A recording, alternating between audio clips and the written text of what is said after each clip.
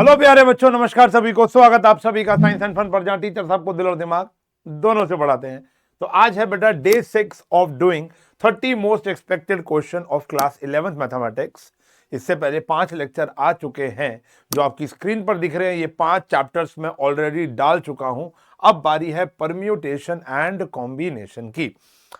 Permutation combination one of the most important topic में से एक है for 11th and for 12th। हमने इसका इन्फ्लुएंस प्रोबेबिलिटी चैप्टर में भी देखा था। तो मैं वहां पर भी कह रहा था कि अगर पीएनसी वीक है तो प्रोबेबिलिटी इस साल की भी नहीं होगी और प्रोबेबिलिटी अगले साल की भी नहीं होगी, और अगले साल कई और चैप्टर्स के अंदर भी पीएनसी लगने वाला है। तो इस साल का अगर मैं निचोड़ निकालूं तो अगर आप किसी भी अच्छे टीचर को अगले साल ये 3 चैप्टर दे देते हो, आपके कंफर्म्ड है, बढ़िया से है। पहला परम्यूटेशन कॉम्बिनेशन, दूसरा ट्रिग्नोमेट्री और तीसरा लिमिट्स एंड डेरिवेटिव्स। अगर ये 3 चैप्टर आप इस साल अगले साल जो पक्के करके चले जाते हो तो आपको 12th में कोई नहीं हरा सकता। आपका जीवन स्वर्ग हो जाएगा, वरना नर्क से बदतर है, ये ध्यान रखना। तो परम्यूटेशन कॉम्बिनेशन आज हम पढ़ रहे हैं। मैं कोशिश कर रहा हूं कि आज मैं परम्यूटेशन कॉम्बिनेशन के सारे बेसिक्स क्लियर करूं, लेकिन मैं उस तक नहीं जा पाऊंगा जैसे मैंने अपने वन शॉट में पढ़ाया था। तो जो कमेंट है उसके अंदर पहला कमेंट जो हमने पिन कर रखा है वो है हमारी पूरी की पूरी प्लेलिस्ट का, और उस प्लेलिस्ट के अंदर एक चैप्टर परम्यूटेशन कॉम्बिनेशन भी होगा। अगर आपने आज तक ये चैप्टर कभी नहीं पढ़ा या पढ़ा है तो आज तक 0% समझ में आया है, 10% समझ में आया, तो आपको वो लेक्चर जाकर देखना चाहिए। अगर आप 30, 40, 50% वाले हो तो आपका इससे काम चल जाएगा। इतने बेसिक मैं स्ट्रॉन्ग कर दूंगा। क्वेश्चन तो बेहतरीन कराऊंगा ही कराऊंगा, जिसके अंदर एनसीईआरटी भी है, एग्जाम्पलर भी है, और प्रीवियस ईयर आए बच्चों के स्कूल के पेपरों में से क्वेश्चन है। शुरू करते हैं आज की क्लास मेरे प्यारे बच्चों। Permutation and combination. परम्यूटेशन का मतलब होता है किसी भी चीज को अरेंज करना, और कॉम्बिनेशन का मतलब होता है कॉम्बिनेशन यानी सिलेक्शन करना, सिर्फ चुनना, चूज करना। इन दोनों को पढ़ने से पहले एक चीज आती है, एक कॉन्सेप्ट आता है, उसका नाम है फंडामेंटल थ्योरम ऑफ काउंटिंग, जिसके अंदर 2 पैरामीटर्स होते हैं, फंडामेंटल प्रिंसिपल या fundamental theorem of multiplication and fundamental theorem of addition. अब ये दोनों हम पूरे चैप्टर के अंदर अभी सीखेंगे कि कब मल्टीप्लीकेशन लग रहा है और कब कॉम्बिनेशन लग रहा है। मैं यहां पर अगर थोड़ा सा बेस डेवलप करने की कोशिश करूं, बड़ा सिंपल सा बेस है, और कई बारी सवाल देखा होगा। मान लो बच्चों मेरे पास 3 प्रकार की शर्ट्स हैं और मेरे पास 2 जीन्स हैं, और मुझे आज रेडी होकर जाना है कहीं पर, तो मैं कितने तरीकों से रेडी हो सकता हूं? तो आंसर इस चीज को भरने के लिए मेरे पास 3 तरीके हैं, और जो पैंट को पहनने के लिए मेरे पास 2 तरीके हैं। तो टोटल 6 वेज से बच्चों मैं तैयार हो सकता हूं। अब बीच में मल्टीप्लाई क्यों आया? यही थ्योरम है। An event followed by an event which can be done in m ways followed by another event which can be done in n ways, then total number of outcomes या arrangements जो होंगे वो m into n ways से होंगे। तो ये हम लोगों ने थ्योरम पढ़ी है, मैंने थोड़ी सी और आपको बता दी, अभी बाकी हम बहुत सारा करेंगे।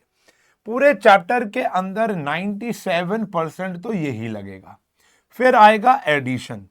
अब ये जो एडिशन है वो तब लगेगा जब आप हिंदी वाला या बोलोगे, जब आप हिंदी वाला या बोलोगे, यानी जब आपके केसेस बनेंगे तब आप एडिशन करोगे। वहां मल्टीप्लीकेशन तो लगेगी, साथ साथ एडिशन भी लगेगी। इन दोनों बातों को मैं 2 छोटे छोटे एग्जाम्पल से समझाता हूं। बाकी अगर आपने पढ़ा हुआ है तो याद आ जाएगा सब कुछ, नहीं पढ़ा तो बेटा फिर वहां जाकर देखना पड़ेगा। मैं आपका टाइम वेस्ट नहीं करना चाहता हूं। चलो जी।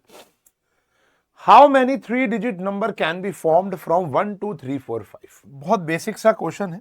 देखो, अगर मुझे 3 डिजिट नंबर बनाना है तो वो ऐसा होगा 1s 10s 100। अब यहां पर 2 केस बनते हैं, कि अगर रिपीटिशन इज अलाउड, हम वहां पर डिजिट का रिपीटिशन कर सकते हैं, या रिपीटिशन इज नॉट अलाउड, हम वहां पर रिपीटिशन नहीं कर सकते। जिस बच्चे को ये बेसिक्स आते वो सीधा क्वेश्चन पर आ जाए। तो 1s 10s 100, 1s 10s 100।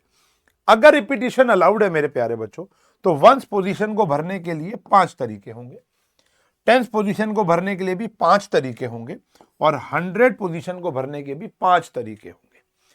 मैं यहां पर भी 1 2 3 4 5 में से कोई एक डाल सकता हूं, यहां पर भी 1 2 3 4 5 में से कोई एक डाल सकता हूं, यहां पर भी 1 2 3 4 5 में से कोई एक डाल सकता हूं। मल्टीप्लीकेशन थ्योरम लगी, टोटल 125 3 डिजिट नंबर आप बना सकते हो। अगर रिपीटिशन अलाउड नहीं है और मान लो मैंने वंस प्लेस को 5 तरीकों से भर दिया, या तो 1 या 2 या 3 या 4 या 5 या 6 5 तक, अब एक तो पुट कर दिया होगा, इनमें से एक तो खर्च हो गया होगा, बचे कितने होंगे 4, तो इसको 4, क्योंकि रिपीटिशन अलाउड नहीं है, जो यहां पर डाल दिया वो यहां नहीं डाल सकता, कितने बचे 4। अब जो यहां और यहां डाल दिया वो यहां नहीं डाल सकता, कितने बचे 3, तो आंसर आए बच्चे 60। तो इसको बोलते हैं हम फंडामेंटल थ्योरम ऑफ मल्टीप्लिकेशन, और देखा जाए तो ये परम्यूटेशन ही है। अभी हम थोड़ा ढंग से देखेंगे आगे जाकर परम्यूटेशन तभी लगेगा जब रिपीटिशन अलाउड नहीं होगी, ये परम्यूटेशन नहीं है, दिस इज नॉट परम्यूटेशन, ठीक है ना, ध्यान रखना। फिर आता है 5 डिफरेंट कलर के फ्लैग्स है हमारे पास, मान लेते हैं 5 डिफरेंट कलर के फ्लैग्स हो गए, रेड हो गया, ब्लू हो गया, ग्रीन हो गया, पिंक हो गया और येलो हो गया। How many different signals be generated if we have to use at least 4 flags. कितने सिग्नल्स बना पाओगे अगर आप 4 फ्लैग्स का ही इस्तेमाल करना है, मिनिमम 4 फ्लैग्स, मैक्सिमम कितने फ्लैग्स 5। तो अगर मैं 4 फ्लैग्स का इस्तेमाल करता हूं बेटा, ध्यान से देखना, तो ये वाला फ्लैग, ये वाला फ्लैग, ये वाला फ्लैग, ये वाला फ्लैग, ये वाला फ्लैग भरने के 5 तरीके हैं। इन 5 में से भाई देखो यहां रिपीटिशन तो अलाउड है ही नहीं, क्यों नहीं है, क्योंकि फ्लैग ही मेरे पास 5 है, ठीक है ना, रेड ब्लू ग्रीन पिंक, मान लो रिपीटिशन अलाउड नहीं है, ठीक है ना, तो मान लो 5 में से मैं कितने भर सकता हूं, 5 तरीकों से, तो ये वाला फ्लैग मैं 5 तरीकों से भर सकता हूं। अब 5 में से एक इस्तेमाल हो गया, तो ये कितने बचे 4, ये कितने बचे 3, और ये कितने बचे 2, तो ये कितना हुआ बेटा 120 वेज हो गए, ठीक है जी। अच्छा जी, या 5 फ्लैग्स का भी तो इस्तेमाल कर सकता हूं मैं भाई, सिग्नल जनरेट करने के लिए कम से कम 4 फ्लैग बोला है, ज्यादा से ज्यादा कितने फ्लैग यूज कर सकता हूं, 5 भी तो कर सकता हूं ना। तो अगर मैं 5 फ्लैग्स का इस्तेमाल करता हूं, 1 2 3 4 5, तो ये आया बच्चों 5, ये आया 4, ये आया 3, ये आया 2, ये आया 1, ये भी कितने हो गए बेटा 120। तो कहानी क्या है कि बीच में लगा प्लस, या तो मैं 4 फ्लैग से सिग्नल बनाऊंगा या 5 फ्लैग से, या निकल रहा है, केसेस बन रहे हैं, तो टोटल 240 सिग्नल्स बन सकते हैं बेटा। Just a demo to understand multiplication and addition, plenty of question we are doing in today's session. English is very very high today and I hope you get my point. ठीक है जी, तो एक है fundamental theorem of counting, जिससे आपकी पहली exercise कह सकते हो, मैं यहां लिख देता हूं 6.1 बड़े प्यार से हो जाती है। ये बुनियाद है पूरे चैप्टर की, अगर करो तो बहुत अच्छी बात है, अगर आपका ये बेस ऑलरेडी स्ट्रांग है तो हम आगे बढ़ते हैं, नहीं है तो आप कर लो या तो यहां से या वो लेक्चर से, ठीक है जी। मैं चाहता हूं ये मेरे हर एक बच्चे का ये लेक्चर, ये वाला जो चैप्टर है वो ब्रशअप इतना अच्छे से हो जाए, सारे के सारे पैरामीटर्स आपको समझ में आ जाए कि आपको 12वीं में दिक्कत ना है, यहां चलेगा कम भी चलेगा, 12वीं तक तो ये पक्का करना ही पड़ेगा। फिर एक कॉन्सेप्ट आता है जिसको हम बोलते हैं फैक्टोरियल, क्या बोलते हैं, ऐसे भी डालते हैं और ऐसे भी डालते हैं, ऐसे भी लिखते हैं, लेकिन हमारी किताबों में इसको ऐसे लिखा हुआ है फैक्टोरियल, एक्सक्लामेटरी साइन जो होता है। अब फैक्टोरियल बहुत सिंपल है, ये हमेशा होल नंबर्स का ही होता है, नेगेटिव नंबर्स का, फ्रैक्शन का नहीं होता।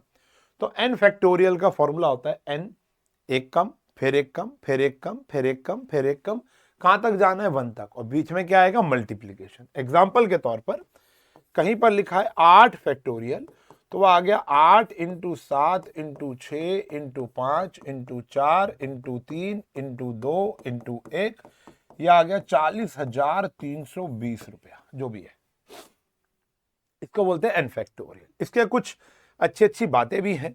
सबसे पहले 0 फैक्टोरियल की वैल्यू 1 होती है, 1 फैक्टोरियल की भी वैल्यू 1 होती है। आप कभी भी ऐसा नहीं लिख सकते 8 + 3 = 11, कभी भी नहीं होगा।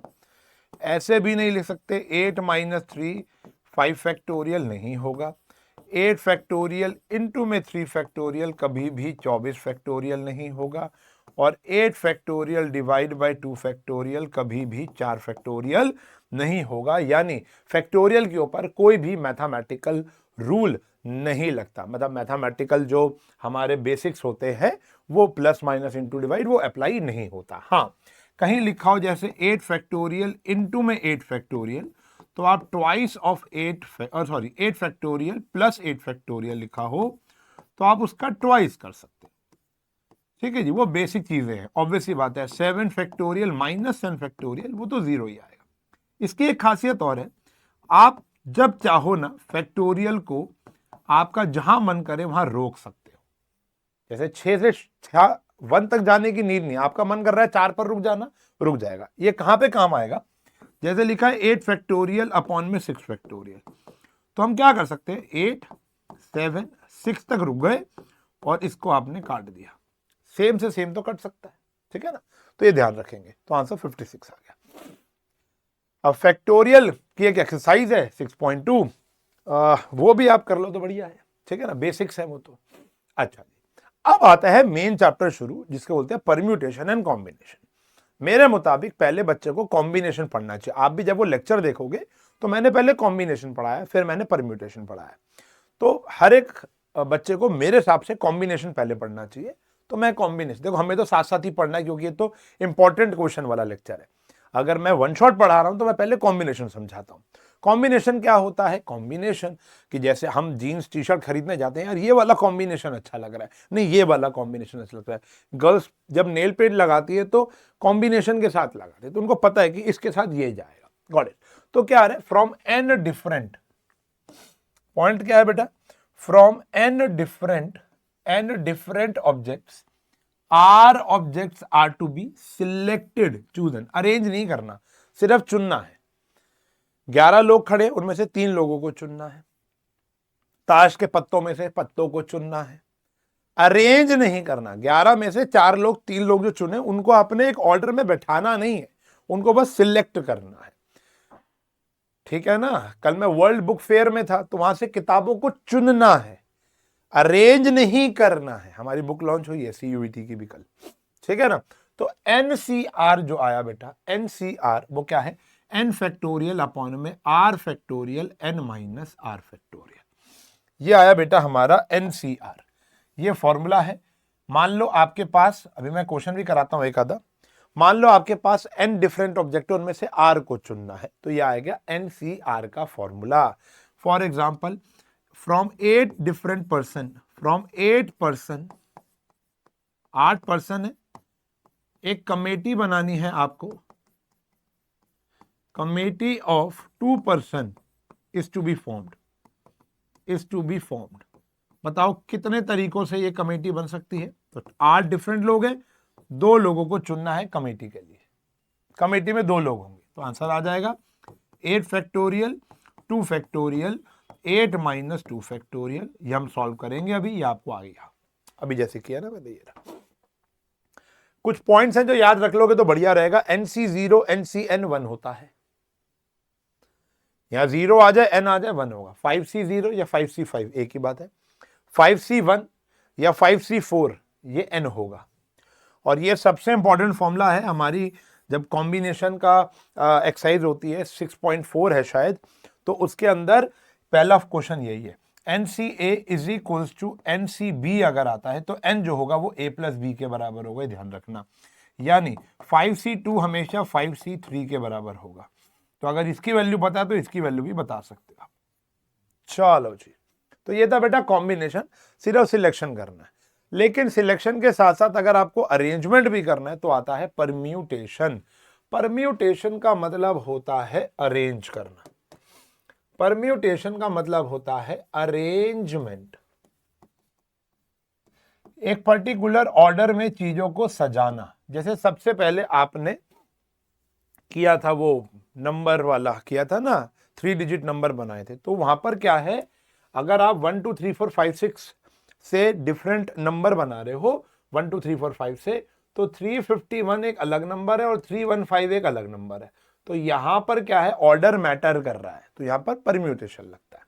अब परम्यूटेशन के 3 अलग अलग फॉर्मूलाज हैं बेटा हमारे पास, ठीक है ना, एक एक करके देख लो, अप्लाई करते वक्त दोबारा आऊंगा मैं यहां पर।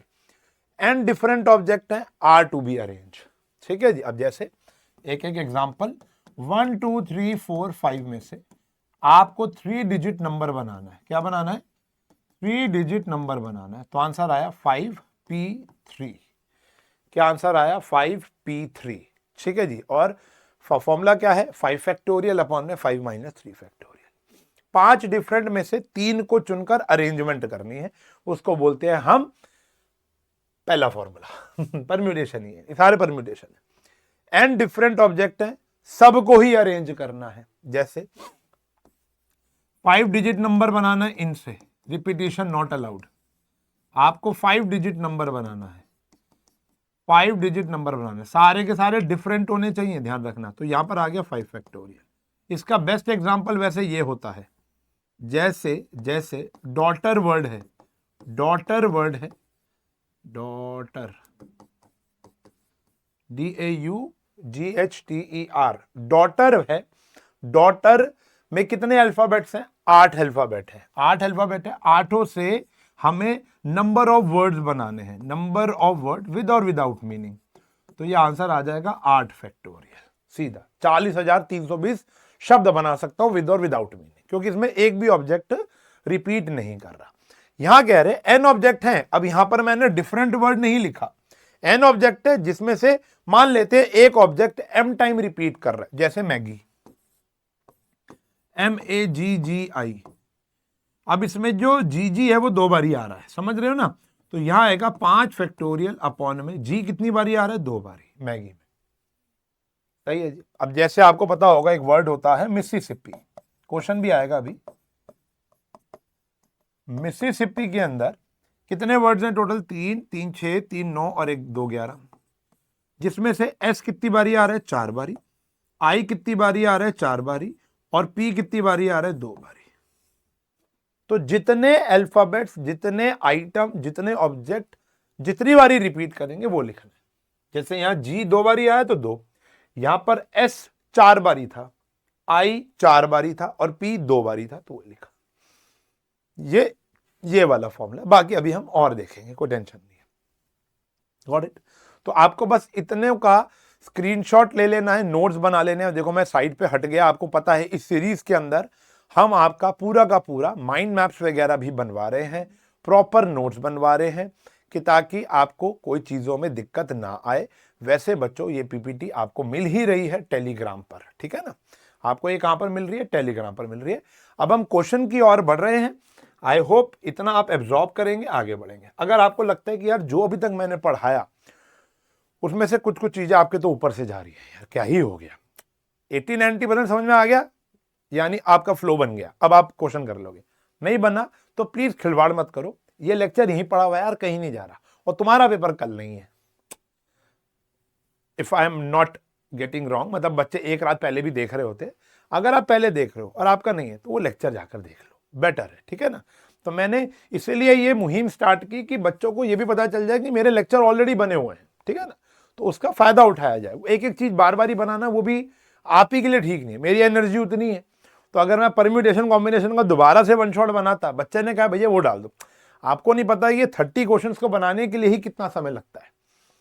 अभी आप ये लेक्चर देखोगे 1.5 घंटे का, 2 घंटे का मान लो, लेकिन इसको बनाने के लिए लगभग एक प्रोसेस है 6 से लेकर 7 घंटे का, क्योंकि we have to select question. Selection के बाद वो पीपीटी फॉर्म में जाता है, फिर वो टाइपिस्ट टाइप करता है, वो पीपीटी मेरे पास आती है, मैं उसमें गलतियां ढूंढता हूँ, समझ रहे हो। फिर ये आपके लिए माइंड मैप बनना शुरू होते हैं, फिर मन बनाना भी शुरू होता है कि भैया बनाना है आज वन शॉट, समझ रहे हो। तो it will take a process of 5 to 6 hours.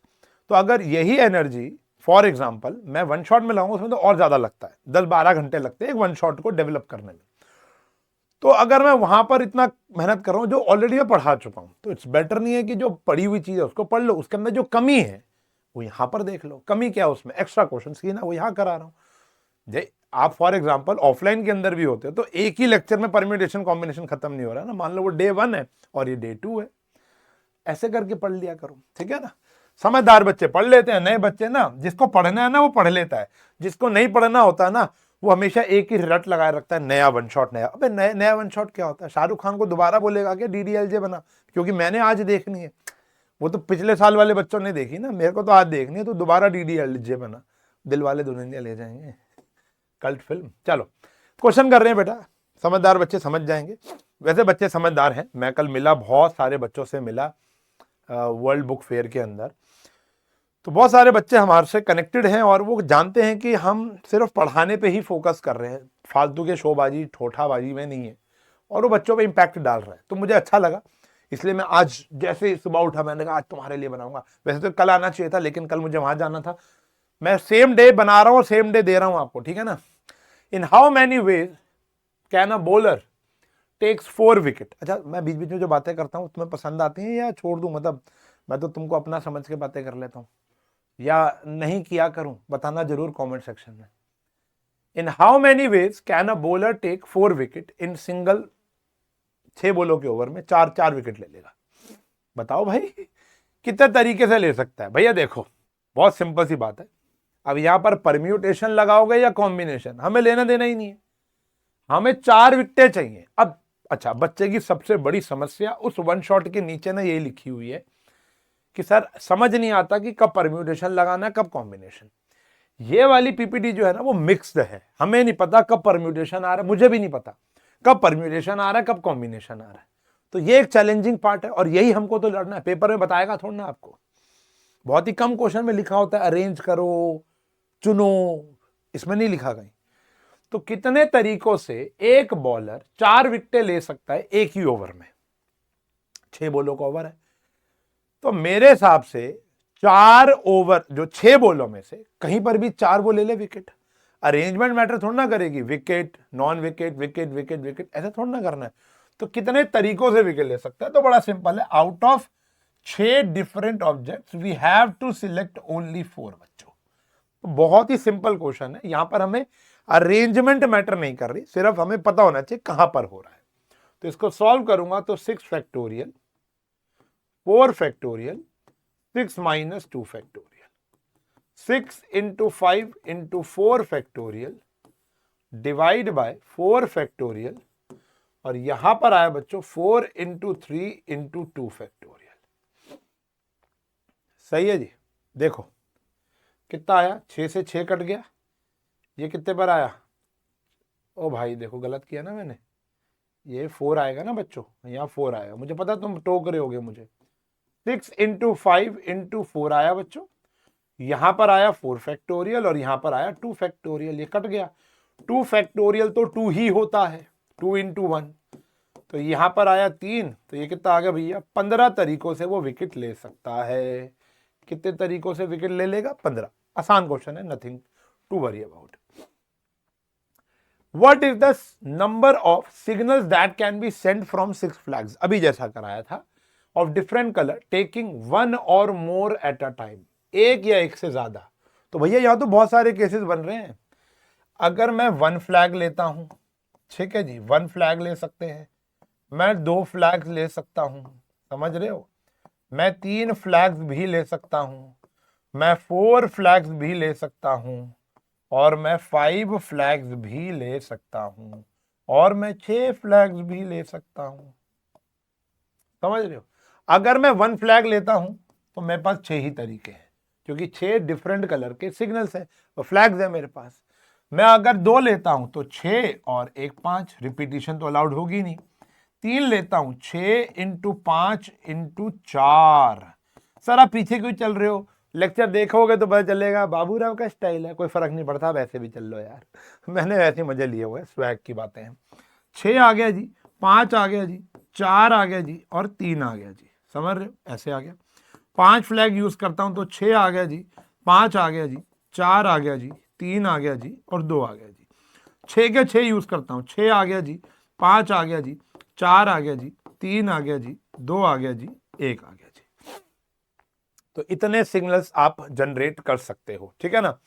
तो अगर मैं बात करूं तो 6 ही है, ये हो गया 30, 30 4 जा 120, और 30 4 जा 120, और ये 3 360, ये आया 720, ये भी आया 720।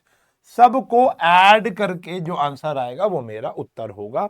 और इसके लिए तुम खुद करो, और मैं कैलकुलेटर का इस्तेमाल कर रहा हूं। तो मैं तुम्हारी मम्मी कसम, उसकी भी मम्मी कसम तुम कैलकुलेटर का इस्तेमाल नहीं करोगे। आई एम जस्ट डूइंग कि ताकि काम जल्दी हो जाए। 1956 वो तो दिख ही रहा था यार, वैसे तो ऑप्शन ऑब्वियस सी बात है, 720 तो हो ही नहीं सकता, यही आंसर है, just to verify it.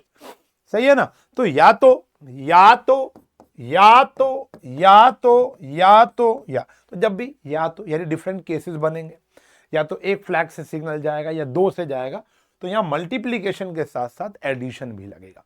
Sir क्या मैं यहां परम्यूटेशन का इस्तेमाल कर सकता हूं? कर सकता हूं। देखो, इसको मैं लिख सकता हूं 6 में से कोई एक, इसको लिख सकता हूं 6 में से कोई दो, इसको लिख सकता हूं 6 में से कोई 3, 6 में से कोई 4। हमें अरेंज करना पड़ेगा ना, red blue green, green blue red, ये अलग अलग है ना, तो अरेंजमेंट मैटर करेगी बच्चों। 6p5 एंड 6p6, जिसको हम 6 फैक्टोरियल भी कहते हैं। तो आप चाहो तो परम्यूटेशन भी लगा सकते हो। मैं आपको बात बताता हूं, देखो, जो ये वाला और ये वाला लगभग दो फॉर्मूले हैं ना, ये और ये वाला जो गेम है, ये वाला जो गेम है वो लगभग सेम है। इसको हम देसी जुगाड़ कहते हैं और इसको हम परम्यूटेशंस कहते हैं। देसी जुगाड़ यानी बिना परम्यूटेशन का फॉर्मूला इस्तेमाल किए, और एक होता है परम्यूटेशन का। आंसर दोनों से सेम आता है, ठीक है ना? नेक्स्ट क्वेश्चन बहुत ही प्यारा क्वेश्चन है, एग्जाम्पलर का, high level high valued question है, ढंग से देखेंगे।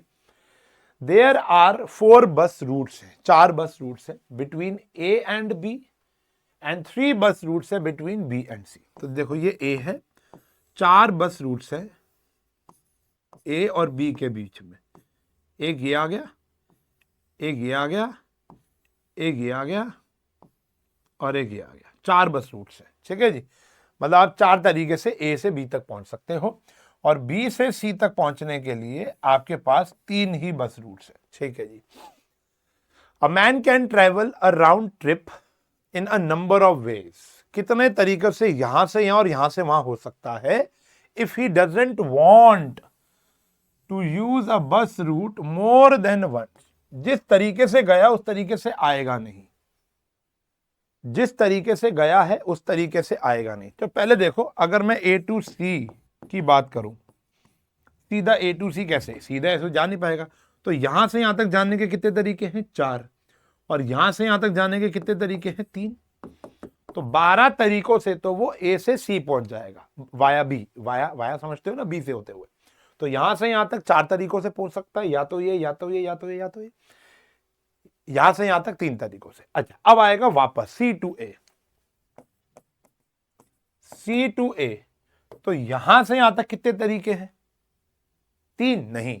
अब उसने कहा कि मान लो अगर वो इस रास्ते से पहले गया था, वो उस रास्ते से वापस नहीं आएगा, वो कहेगा कि मैं इधर से आऊंगा। समझ रहे हो ना?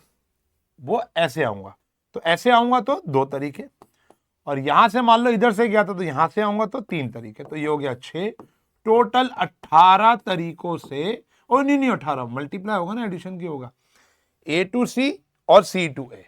तो यहां पर मल्टीप्लीकेशन क्यों हो रहा है? क्योंकि कोई केस नहीं बना, हमें टोटल वेज बताने हैं। इसको पहनने के कितने तरीके थे? 3। इसको पहनने के कितने तरीके थे? 2, तभी 6 आंसर आया था ना। तो ए से सी जाने के कितने तरीके थे? 12, और सी से ए आने के कितने तरीके थे? 6। तो राउंड ट्रिप के कितने तरीके हैं? राउंड ट्रिप के कितने तरीके हैं? 12 × 6 72 तरीके हैं बेटा। इनको ऐड नहीं करना, ठीक है ना? 12 × 6 ये, गॉट इट। तो वो जिस रूट से जा रहा है उस रूट से वापस नहीं आना चाहता। जैसे मैंने ना, न्यूजीलैंड मेरा सपना है कि मैं जाऊं न्यूजीलैंड, अकेला जाऊं।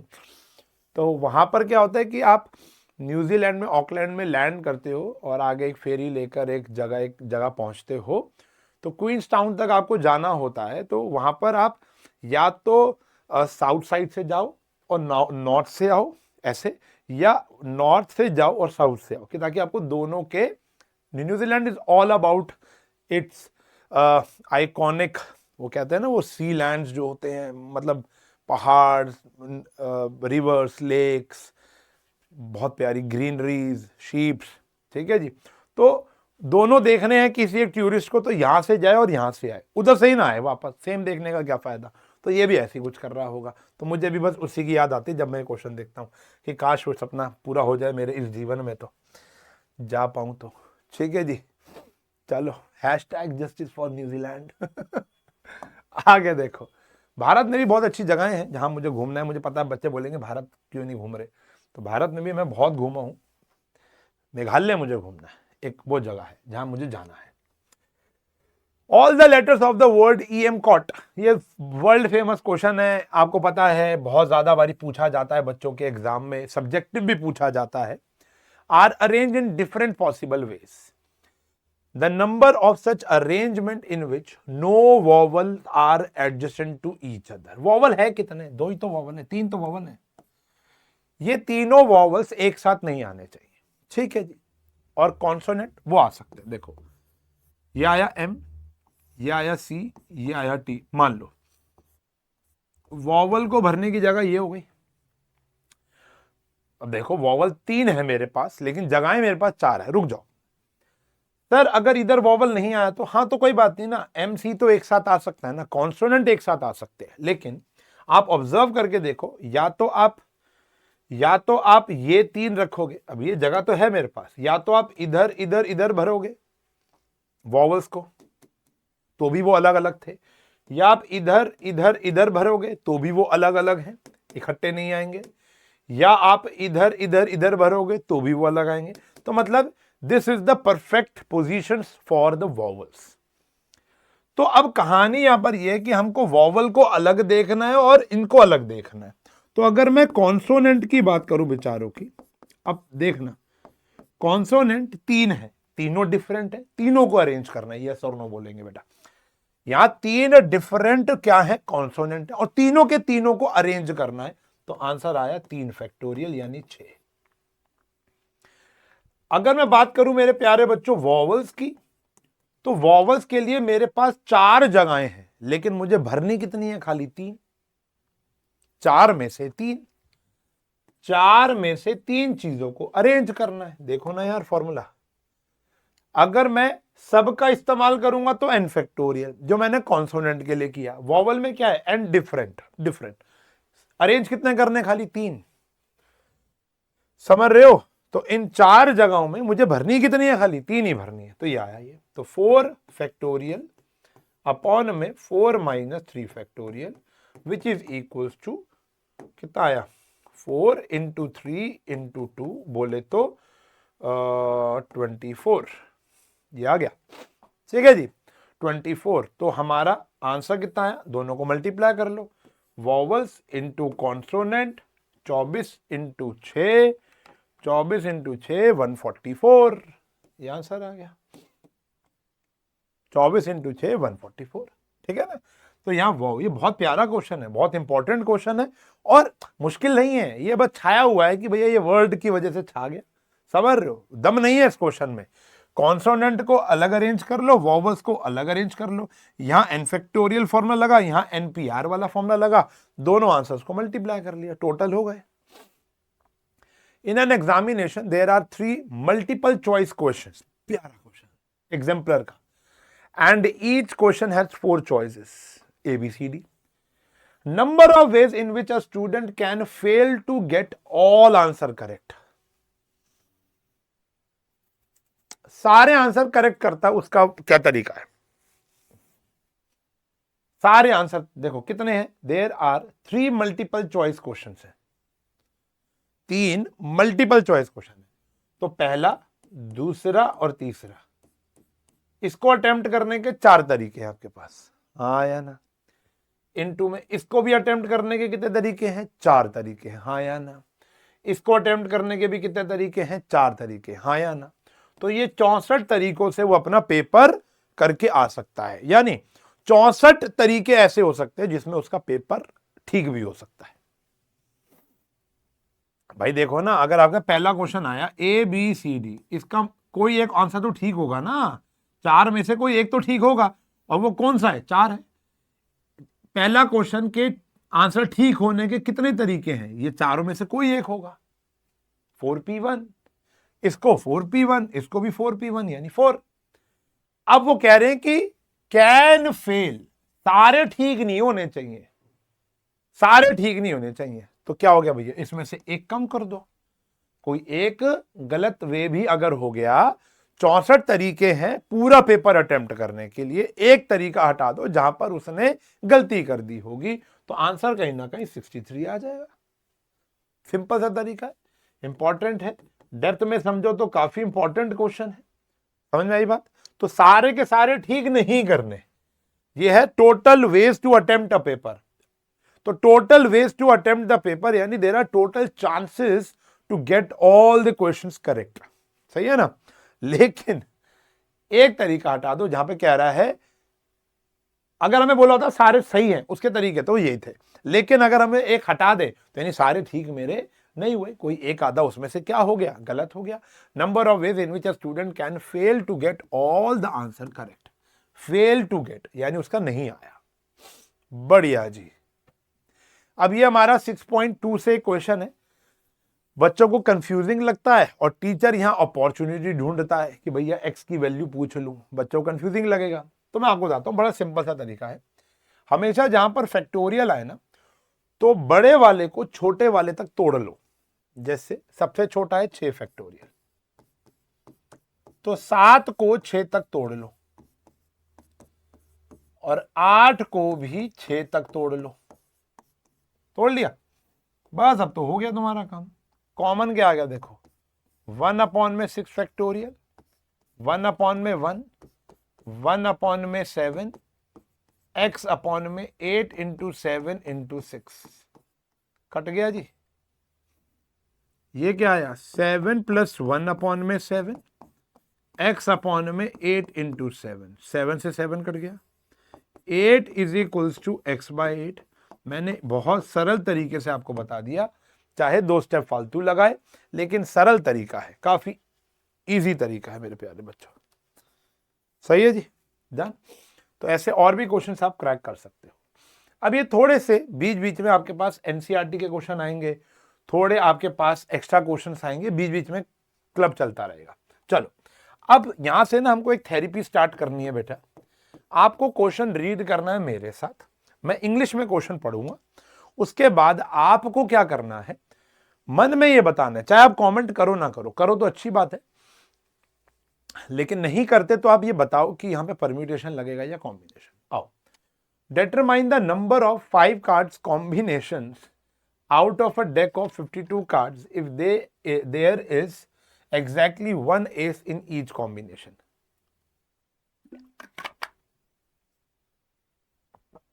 चिल्लाकर बता रहा है मैं कॉम्बिनेशन, लिखा ही हुआ है। तो मैं 5 कार्ड का कॉम्बिनेशन बनाना है।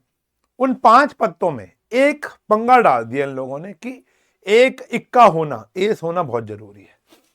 देखो, टोटल 52 कार्ड्स होते हैं हमारे पास, जिसमें से 4 कार्ड्स जो हो गए वो तो एस वाले हो गए, और जो नॉन एस वाले कार्ड हैं यानी जो बाकी बच गए वो 48 हो गए। हमें 5 पत्ते चुनने हैं जिसमें से एक एस होना बहुत जरूरी है। कितने एस एग्जैक्टली? कम से कम एक एस नहीं, वरना तो केसेस बन जाते। कम से कम एक एस की बात नहीं हो रही, 1 2 3 4 नहीं। क्या कह रहे हैं, मैक्सिमम कितने एस होने चाहिए, 1। और टोटल पत्ते कितने होने चाहिए, 5। तो इसमें से कितने चुनोगे बेटा, 4। तो टोटल कॉम्बिनेशंस जो आएंगे, टोटल कॉम्बिनेशंस जो आएंगे, अच्छा, कई बच्चों को यहां पर यह भी है कि how to represent the answer. भाई एमसीक्यू है तो ठीक है, रिप्रेजेंट कैसे करना है सर जी, तो वो भी थोड़ा समय निकालकर वहां पर देख लो। बाकी आगे जाकर एक आध क्वेश्चन में बता दूंगा। इस क्वेश्चन में भी अगर मैं वर्बली बताऊं, वहां मैंने लिखवाया हुआ है 2-3 क्वेश्चनों में, यहां वर्बली में आपको बता देता हूं। टोटल कॉम्बिनेशन अभी फिलहाल जो हमारा आंसर आया वो आया 4 में से एक एस का 4c1 और 48 में से 4 का 48c4। ये आपको सॉल्व करना पड़ेगा। 4c1 तो 4 होता है, यह आया 48 factorial, 4 factorial, 44 factorial. 4 into 48 into 47 into 46 into 45, 44 से 44 कट जाएगा, 4 3 2, 4 से कट गया 4 और 3 से कट गया ये 15 पर और 2 से कट गया ये 23 पर। तो 48 इंटू 47 इंटू 23 इंटू 15, ये हमारा आंसर आ जाएगा। अब इसको लिखेंगे कैसे? बस जो अभी तक आपने बोला ना, out of 4 aces we have to select only 1, तो therefore number of ways to select aces is 4C1, followed by out of 48 non-aces cards we have to select any 4. So there are 48 C4 combinations to select a non-ace card. Then total combinations is equals to 4C1 into 48C4 bracket में using multiplication theorem, using fundamental theorem of multiplication. जो आप बोल रहे थे अभी, जो मैं हिंदी में बोल रहा था, वही आपको ऊपर अंग्रेजी में लिखना है। मेरा प्रॉपर प्रेजेंटेशन मेरी उस वन शॉट के अंदर आराम से मिल जाएगा आपको, ठीक है ना। बाकी आपके स्कूल की टीचर ने भी लिखवा रखा होगा, वो एक आंसर को देख लो, बाकी सब सेम होते हैं। बस ये निकाल, भाई मेजर तो चीज यही है ना, वो बस सजाना बिंदी लिपस्टिक रह गया है, ठीक है ना। और देखो, a boy has 3 library tickets, एक भाई के पास, ये एनसीईआरटी का नहीं है। A boy has 3 library tickets, only English, and 8 books of his interest in the library. Of these 8, he does not want to borrow History Part 2 unless History Part 1 is also borrowed. In how many ways can he choose the 3 books to be borrowed? मेरे को तो दिख गया word, मेरे को तो समझ में आ गया, तुम्हें भी आ गया होगा कि यहां पर वर्ड लिखा है, चुनना है, अरेंज नहीं करना। हिस्ट्री 1 वाली ऊपर, हिस्ट्री 2 वाली नीचे, ऐसे तो बोला नहीं ना। 3 लाइब्रेरी टिकट है, 8 बुक खरीदने का मन है उसे लाइब्रेरी से, लेकिन वो कह रहा है कि भैया देखो 8 तो नहीं लेके जा सकता क्योंकि टिकट्स ही 3 है उसके पास। वो कह रहा है कि वो हिस्ट्री पार्ट 2 तब तक नहीं खरीदेगा जब तक वो हिस्ट्री पार्ट 1 नहीं खरीदता। तो 2 तभी खरीदेगा जब 1 खरीदेगा, लेकिन 1 अकेली खरीद सकता है। अब देखो, इफ नंबर ऑफ वेज, चलो मैं लिख देता हूं, इफ ही सिलेक्ट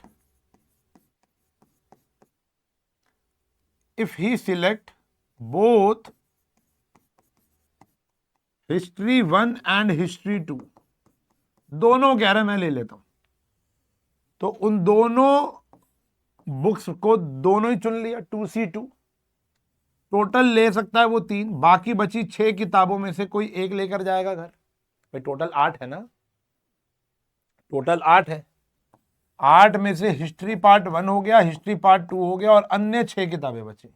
अगर वो ये दोनों ले लेता है तो 2C2 हो गया और इसमें से कोई एक तो चुनेगा बेटा। If he select only history 1, वो कह रहा है मैं खाली हिस्ट्री 1 लेके जा रहा हूं, बोलो हिस्ट्री 1 और हिस्ट्री 2 दोनों ले गया, एक वो कह रहा है खाली हिस्ट्री 1 लेके जा रहा हूं, हिस्ट्री 1 लेके जाएगा तो 1C1 हिस्ट्री 1, ठीक है ना। यहां पे बनाता हूं तुम्हारे लिए, ये 1 आ गया, ये 2 आ गया और ये 6 आ गया। तो कह रहे हैं हिस्ट्री 1 तो चुन ली, ये चुनी नहीं उसने, अब बाकी 6 में से कितनी चुनेगा? 2 चुनेगा, क्योंकि टोटल 3 किताबें लेके जानी है, तो 6 में से 2 चुनेगा। 7 में से 2 क्यों नहीं चुनेगा? समझ रहे हो? 7 में से कोई 2 क्यों नहीं चुनेगा? वो इसलिए 7 में से 2 चुनेगा नहीं क्योंकि हिस्ट्री पार्ट 2 वो नहीं लेकर जाना चाहता, उसको तो हटा ही दो। लेकिन अगर हम बात करें,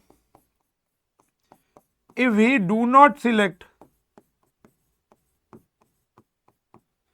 one, if he do not, हाँ मतलब ये ऐसे भी कर सकते थे, ओनली हिस्ट्री 1 करना है ना, तो आप 7C3 कर दो, ये भी कर दो, इस पार्ट की नीड ही नहीं पड़ेगी, हो गया। हिस्ट्री पार्ट 2 लेकर नहीं जा रहा, वो हिस्ट्री पार्ट 2 लेकर नहीं जा रहा, अब 7 में से कोई 3 हो जाएगी। हिस्ट्री पार्ट 2 लेकर नहीं जा रहा, 6 और 1 कितना हो गया? 7, 7 में से कितनी हो गई, 3 सिलेक्ट करनी है। अब इसमें वो भी आ गया कि हिस्ट्री पार्ट 1 लेके जा भी सकता है और नहीं भी जा सकता, दो दो केस करने की नीड नहीं है। तो अब इन दोनों का आंसर आपको क्या करना पड़ेगा, ऐड करना पड़ेगा, क्योंकि या तो ये करेगा या वो ये करेगा, या तो 1 और 2 दोनों लेके जाएगा या वो 2 लेकर नहीं जाएगा। ठीक है जी, या इसको मैं फैंसी चेंज कर देता हूं, if he do not select history part 2, अगर वो हिस्ट्री पार्ट 2 नहीं लेके जाता तो ठीक है ना, हिस्ट्री पार्ट 2 हटा दो, बाकी बची 7, उसमें से 3 ले जाएगा। अब उन 3 में हिस्ट्री पार्ट 1 हो भी सकती है और नहीं भी हो सकती है, तो 2 केस और बना के कोई तुक बन नहीं रही थी तो यहीं पर ही रोक सकते। यह है कॉम्बिनेशन, आपने सही पहचाना। अगला देखो, इन अ विलेज, देखना भैया क्या लगेगा, ठीक है ना। In a village there are 87 families, of which 52 families have at most 2 children. At most 2 children. In a rural development program, 20 families are to be chosen for assistance, of which at least 18 families must have at most 8 children. 2 children. 8 नहीं, 8 तो ज्यादा हो गया शायद, ये तो चलो छोड़ो। इन how many ways can the choice be made, देखो यहाँ पे भाई लिखा ही आ गया कि चुनना कितना है, choice be made, we don't want to arrange them ना। बहुत सिंपल है, घबराहट हो रही होगी क्योंकि बहुत सारे नंबर्स दे रखे हैं, 87, 52, 22, तो इससे घबराओ मत।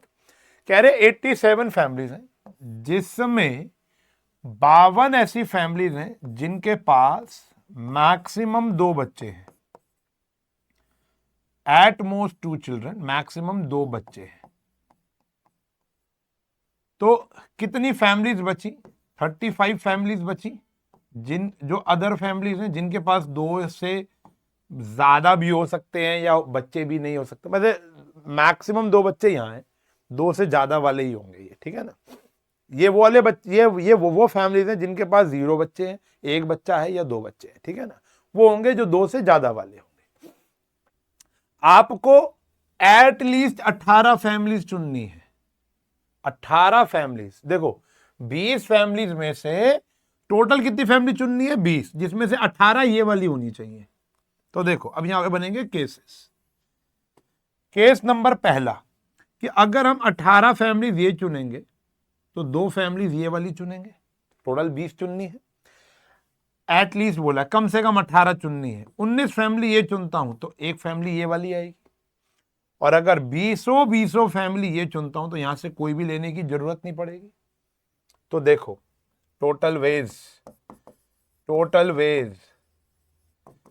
52 में से 18 फैमिलीज और 35 में से 2 फैमिली, या 52 में से 18 फैमिली, 35 में से 2 फैमिली, या 52 में से 19 फैमिली, या 35 में से 1 फैमिली। 52 में से 19 और 35 में से 1, बीच में क्या आया, या। देखो ये केस 1 है, ये केस 2 है, ये केस 3 है। अगर हम 18 फैमिली लेते हैं तो 2 फैमिली वो लेंगे, या 19 लेंगे तो 1 वो लेंगे, या 20 ये लेंगे तो 0 वो लेंगे, ठीक है ना।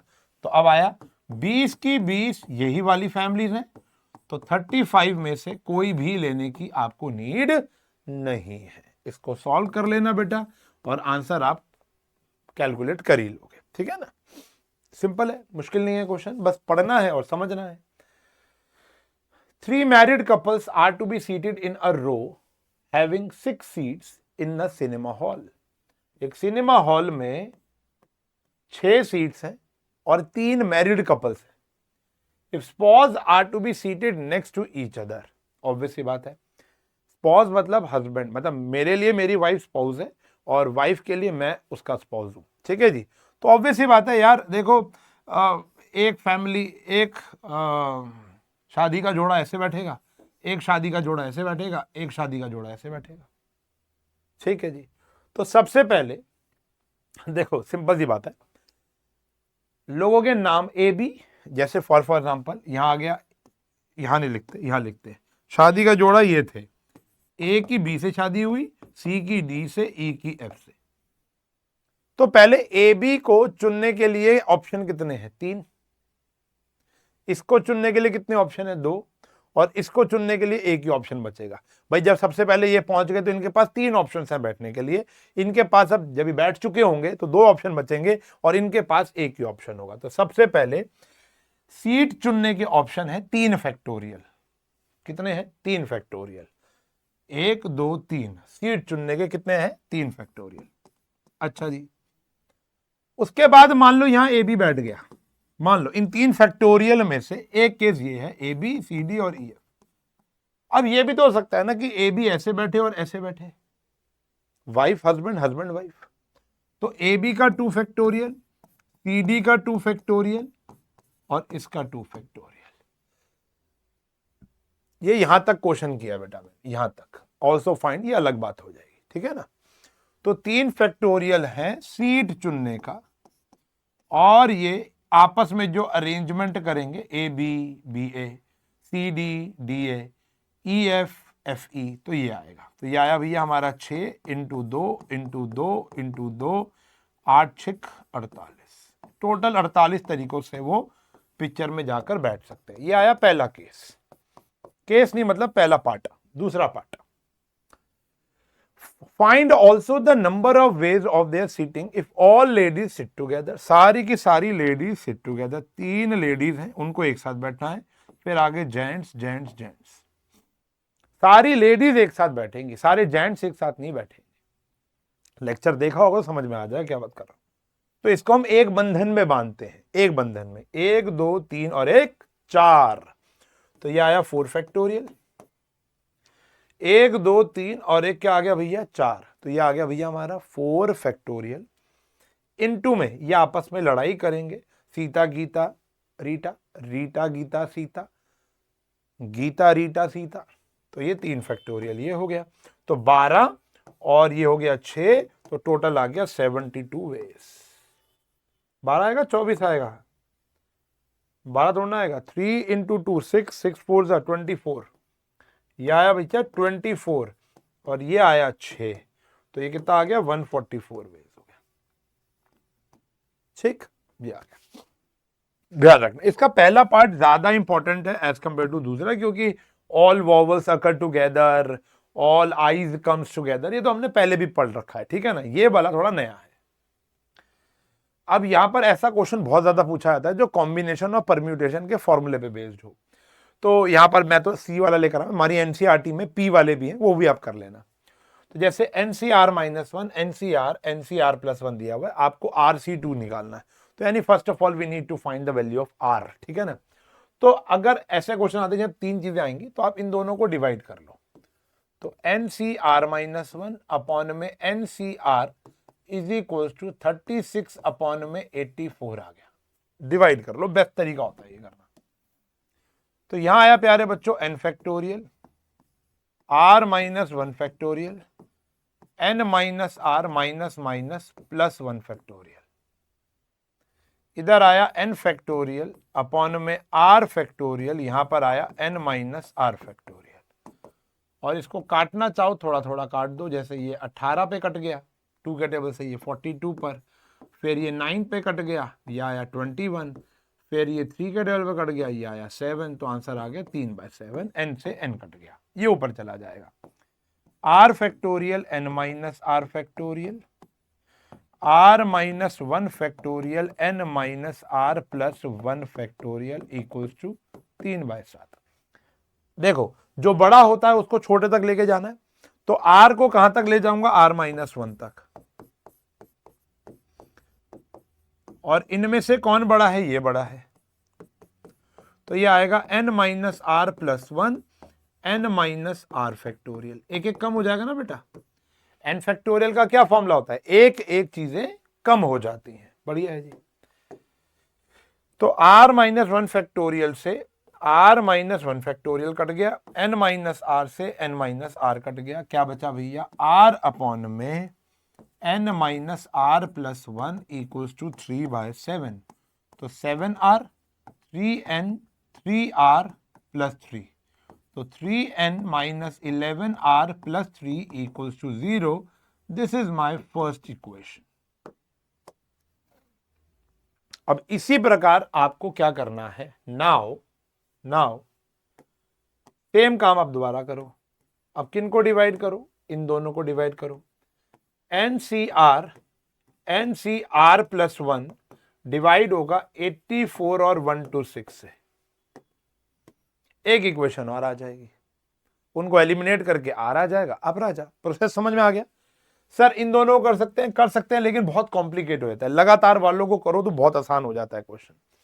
तो ये आया भैया हमारा n factorial r factorial n minus r factorial, ये आया भैया n factorial r plus 1 factorial n minus r minus 1। Sign change हो जाएगा ना, इसको भी काट सकते हो, जैसे ये कटा भैया 42, ये कटा 63, फिर 7 के टेबल से अगर देखोगे तो ये 9 पर चला जाएगा और ये 6 पर चला जाएगा, तो ये आ गया 2/3 और n फैक्टोरियल से n फैक्टोरियल कट गया, ये ऊपर सेम स्टेप्स चल रहे हैं। r plus 1 factorial n minus r minus 1 factorial, नीचे आया r factorial n minus r factorial 2/3। ये बड़ा है, इसको खोल लूंगा, r प्लस 1 को r तक खोल लिया, n माइनस r माइनस 1 छोटा है, तो ये आएगा n माइनस r और n minus r minus 1 factorial आ गया, ये आ गया 2/3। तो n माइनस r माइनस 1 ये कैंसिल हो गया, ये भी आपस में कैंसिल हो गया, बचा क्या भैया r प्लस 1 अपॉन में n माइनस r और ये आया 2/3, 3r plus 3 2n minus 2r, तो ये कितना हो गया भैया 2n minus 5r minus 3 equals to 0। ये आया भैया हमारा सेकंड। अब ये इक्वेशन दी, ये इक्वेशन थी, r आ जाएगा, ये कॉमन में बताओगे, r की वैल्यू आ जाएगी, फिर आप RC2 निकाल लोगे, कुछ भी पूछ लेगा फिर तो कोई टेंशन ही नहीं है। एक ही टेंशन है, खुजली बहुत हो रही है पीछे, क्या बात है भाई, सर्दी है ना यार, खुश्की हो जाती है। हाँ, Aditi wants to arrange 4 English, 3 Maths, 2 Physics books on a shelf. If the books on the same subject are different, if the books on the same subject अलग है, मतलब ऐसा नहीं है कि चारों की चारों विनर सीरीज ही हैं फिजिक्स की, नहीं, कोई अलग अलग किताबें हैं। Determine the number of possible, देखो भैया सिंपल सी बात है, all arrangement, determine number of all possible arrangement। अच्छा ऐसा तो नहीं लिख सकते ना, देखो यहां पर एक बात नहीं लिखी जो मैं एक्सपेक्ट कर रहा था जब क्वेश्चन लेकर आ रहा, तो शायद मैंने क्वेश्चन पूरा नहीं पढ़ा। अब इसके 2 पैरामीटर बनते हैं, 4 इंग्लिश की हैं, 3 मैथ्स की, 2 फिजिक्स की हैं, कहीं नहीं लिखा कि मैथ्स वाली मैथ्स के साथ आएगी, तो मैं यहां लिख देता हूं, ये वैसे ही क्वेश्चन बन जाएगा जैसे मैंने अभी हस्बैंड वाइफ वाला कराया था। If books of same subject occur together, place together, एक साथ आनी चाहिए तो मजा आएगा। देखो ये 4 इंग्लिश की किताबें हैं, 3 मैथ्स की किताबें हैं, ये जहां जाएंगी एक साथ जाएंगी, और 2 फिजिक्स की किताबें, तो ये आपस में अरेंजमेंट मांगेंगी, ये आपस में अरेंजमेंट मांगेंगी, ये आपस में अरेंजमेंट मांगेंगी, और 1 2 3 ये भी आपस में अरेंजमेंट मांगेंगे। किसने का ऐसे ही आएगा, EMP ही आएगा, MEP भी हो सकता है, PEM भी हो सकता है, तो ये आपस में जो अरेंजमेंट मांगेंगे उसको हम करेंगे 3 फैक्टोरियल के साथ। जो क्वेश्चन एक्चुअल में पूछा हुआ था ना, तो 7 और 2 9, वो सीधा 9 फैक्टोरियल बोल रहा था भाई, रिपीटिशन अलाउड है, मतलब रिपीटिशन तो हो ही नहीं रही, सीधा 9 फैक्टोरियल बोल रहा था। सबको अरेंज करने का तरीका कोई भी कहीं आ सकती है, लेकिन मुझे लगता है कि क्वेश्चन ये पूछना चाह रहा था, हमने टाइप नहीं किया, if the books on the same subject are different determine the number of possible arrangement, कुछ पूछा नहीं था, तो मैंने ये बात ऐड कर दी। जो मेन मकसद था मेरा ये क्वेश्चन को लेकर आना था कि husband wife husband wife husband wife 3 तरीकों से तो वो बैठेंगे, उसके बाद ये आपस में अरेंज आपस में अरेंज आपस में अरेंज, तो वो हस्बैंड वाइफ जो पिक्चर देखने गए थे, और ये वाला क्वेश्चन सेम है क्योंकि वो कॉन्सेप्ट इंपॉर्टेंट है, इसलिए लेकर आया। एनसीईआरटी का क्वेश्चन आया, देखो ये वर्ड वाले क्वेश्चन तुमको पता है, जैसे EM कॉट कराया, वैसे ये वाला भी बहुत इंपॉर्टेंट होते हैं, हम सारे कर रहे हैं। डॉटर, आप एनसीईआरटी में जितने भी शब्द है सारे कर लेना, ठीक है ना। हाउ मेनी वर्ड्स विद और without meaning can be formed, can be made with the letter of the word Monday, assuming that no letter is repeated, assuming that कोई भी लेटर रिपीट नहीं हो रहा, कोई लेटर रिपीट नहीं हो रहा, ठीक है जी, कोई हो भी नहीं रहा। पहला पार्ट कह रहा है 4 लेटर्स का यूज करना है, परम्यूटेशन का पेज याद करना, n डिफरेंट ऑब्जेक्ट्स हैं, out of n we need to arrange only 4, तो 6 में से कोई 4 ये करना है। सेकंड पार्ट क्या रहा है, सारे के सारे, तो 6 के 6, ये 2 फॉर्मूले लिखवाए थे बेटा मैंने आपको, ये 2 फॉर्मूले लिखवाए थे, सिंपल है, हो गया। तीसरा पार्ट मजेदार है, वैसे तो एनसीईआरटी का ही सवाल है, ये कर ही लिया होगा। ऑल द लेटर्स यूज करने हैं, लेकिन पहला लेटर वॉवल होना चाहिए, ओ या ए। तो पहला लेटर 1 2 3 4 5 6, यहां पर क्या आना चाहिए, वॉवल। तो इसको भरने के कितने तरीके हैं, 2, 2 में से कोई एक भर दो, 2p1 या सिर्फ 2 भी लिख सकते हो। बाकी कितने बच्चे, 1 2 3 4 5, और आपके पास अल्फाबेट भी 5 है, तो यहां पर आ गया बच्चों 5p5, 2p1 2 होता है, 5p1 5 फैक्टोरियल होता है, 2 इंटू 120, यह आ गया 360 वर्ड्स बन सकते हैं, ठीक है जी, 360 वर्ड्स बन सकते। तो पहला लेटर हमारा क्या होना चाहिए, वॉवल होना चाहिए, यानी 2p1 होना चाहिए। और ये जो बचे हमारे कितने थे बेटा, 5 थे ना, 5 को 5 तरीकों से भर सकते हो, 5 4 3 2 1, रिपीटिशन अलाउड है ही नहीं, क्वेश्चन ने खुद ही मना कर दिया था, शाबाश। अच्छा, इसके लिए जगह छोड़ी थी। How many veg, in how many of the distinct permutation of the word Mississippi, ये तो बताया था अभी आपको मैंने, all 4 eyes do not comes together. देखो जब भी बोले ना vowels do not occurs together, consonant do not occurs together, all eyes do not occurs together, तो सबसे पहले तो टोटल निकालना ही पड़ेगा, टोटल वेज आपको निकालने पड़ेंगे। जैसे मैंने अभी आपको सिखाए थे, 11 फैक्टोरियल, 4 आई है, 4 एस है और 2 पी है मिसिसिपी में, बताया था ना अभी स्टार्टिंग में। टोटल 11 है, 4 आई आ रहे हैं, 4 एस आ रहे हैं और 2 पी आ रहे हैं। इसको सॉल्व करेंगे, मान लो इसको सॉल्व करके आंसर आया स्टार। देखो मेरा 1% इंटरेस्ट नहीं है आज कि मैं क्वेश्चन को सॉल्व करके तुमको दूं, मेरा कॉन्सेप्चुअल गेम चल रहा है, नए नए क्वेश्चन तुम्हारे सामने आने चाहिए। ये नया नहीं है मुझे पता है, लेकिन आने चाहिए। ऑल आईज कम्स टूगेदर, ये सारे इंपॉर्टेंट है, मैं नए पुराने सबको मिलाकर इंपॉर्टेंट बता रहा हूं, ठीक है ना। ऑल आईज कम्स टूगेदर, सारे आई एक साथ रख दिए। जब बोलना है कम्स टूगेदर तो एक बंधन में उसको एक यूनिट माननी है। फिर आया M, S S S S P P, कितने अल्फाबेट्स हैं, 1 2 3 4 5 6 7 और 1 8, ये पूरे को एक मानेंगे।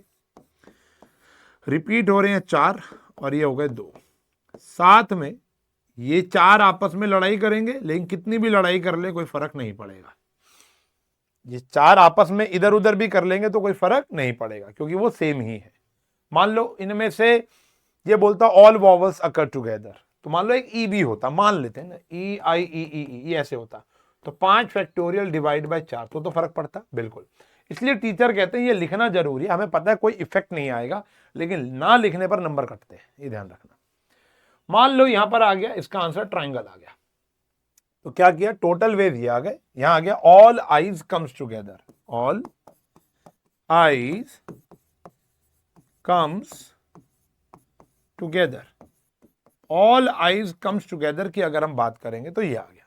हमें बताना है all I do not comes together, do not comes together, तो ये आया स्टार और माइनस आ गया ट्राइंगल, खत्म होगी बात। टोटल में से कम्स टुगेदर वाला माइनस करोगे तो क्या आ जाएगा, do not comes together. Clear, आसान है, ये तो एनसीईआरटी का था। चलो जी, एनसीईआरटी के अंदर एक क्वेश्चन पूछा था आप लोगों से कि एक कॉर्ड है, एक सर्कल है जिसके ऊपर 21 पॉइंट्स हैं, कितनी कॉर्ड्स बनेंगी। उसी से रिलेटेड एक क्वेश्चन है, बोला भी कर लेना आप। Everybody in a room shakes hand with everybody else, if the total number of hand shakes is 66, तो कितने लोग थे। लेट करते हैं, let n people, let total number of people total number of person मतलब BN, एक हाथ मिलाने के लिए कितने लोगों की आवश्यकता है? Answer is 2। तो जैसे कॉर्ड्स के केस में आपने डाला था NC2, कॉर्ड्स के केस के अंदर भी आपने क्या डाला था भैया? NC2 ही तो लिखा था। ऐसे ही यहां पर है NC2 हैंडशेक्स हो गए। टोटल हैंडशेक्स किसके बराबर है भैया? 66। भाई एक जना दूसरे जने में, राम ने श्याम के साथ हाथ मिला लिया तो श्याम दोबारा आके तो ना राम के साथ हाथ मिलाएगा, तो हो गया ना। NC2 is equal to 66। अब निकाल लेते हैं N2 N-2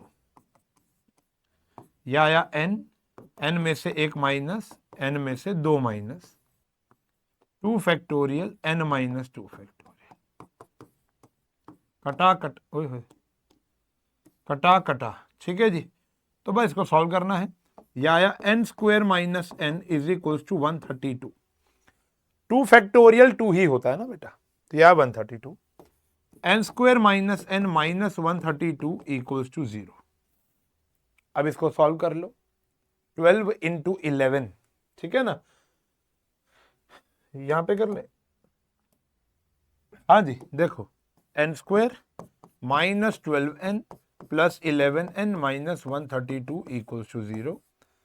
अब N माइनस 12 एक फैक्टर आ जाएगा, N प्लस 11 एक फैक्टर आ जाएगा, N की वैल्यू 12 आ जाएगी और माइनस 11। ये तो पॉसिबल नहीं हो सकता। तो कितने लोग हैं भैया? 12 लोग। जब 12 लोग एक दूसरे के साथ हाथ मिलाएंगे तो उस कमरे में 66 हैंडशेक्स हो जाएंगे। सही। परम्यूटेशंस वाला question, the OG question of NCERT। In how many ways can the letter permutations be arrange? क्या लिखा है? अरेंज। ये जितने भी नाम वाले वर्ड्स होते हैं इसमें तो अरेंजमेंट लगता, कॉम्बिनेशन तो कभी लगा ही नहीं। ये देखो परम्यूटेशन में यहां पर तो चलो कॉम्बिनेशन का सहारा लिया, यहां पर भी परम्यूटेशन लगा, यहां पर भी परम्यूटेशन लगा, समझ रहे हो ना, यहां पर भी परम्यूटेशन लगा। तो जहां पर अरेंजमेंट होती है वहां परम्यूटेशन लगता है। वर्ड्स स्टार्ट होगा P से और एंड होगा S से। सही है जी, P से शुरू होगा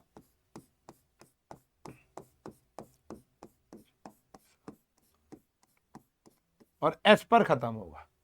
टोटल वर्ड्स हैं इसके अंदर 12, काउंट कर लो। 3 3 6 3 9 और 3 12।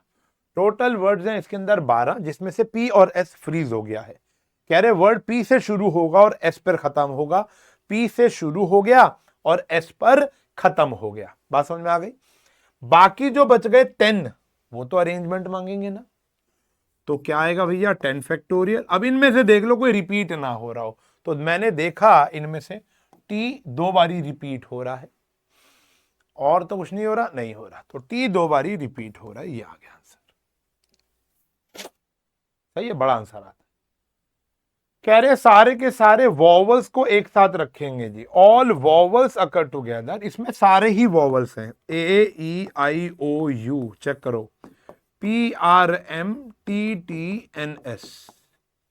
ये एक बंधन में बन गए, कम्स टुगेदर। 1 2 3 4 5 6 7 और एक 8, तो 8 फैक्टोरियल अपॉन में 2 फैक्टोरियल। लेकिन ये भी आपस में अरेंजमेंट मांगेंगे तो 5 फैक्टोरियल। जैसे मिसिसिपी में 4 बाय 4 कर दिया था क्योंकि वो चारों रिपीट हो रहे थे। इनमें से एक भी रिपीट नहीं हो रहा तो डिवाइड होगा ही नहीं। ये बात आप भी जानते हो, ये बात मैं भी जानता हूं। इसका सबसे इंपॉर्टेंट पार्ट लास्ट पार्ट ही है। बाकी दो तो हमें ऑलरेडी करना, कहीं ना कहीं कर रखे हैं हमने। There are always 4 letter between P and S। P और S के बीच में टोटल कितने बोलने चाहिए अल्फाबेट? 4। तो यह आया P, 1 2 3 4, यह आया S। बाकी 6 और बचे हैं भाई, वो पीछे लिख दो। या ऐसे भी हो सकता है कि P यहां से शुरू हो,